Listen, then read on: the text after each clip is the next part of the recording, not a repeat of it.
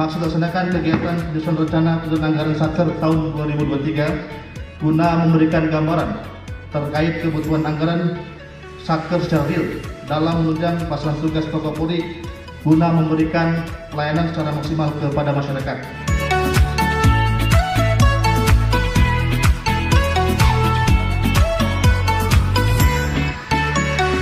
Saya yakin rekan-rekan yang ada di depan saya ini memiliki kompetensi untuk merencanakan.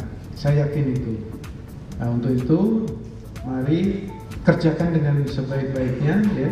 Kerjakan dengan sebaik-baiknya supaya 2023 nanti kita memiliki anggaran yang memadai.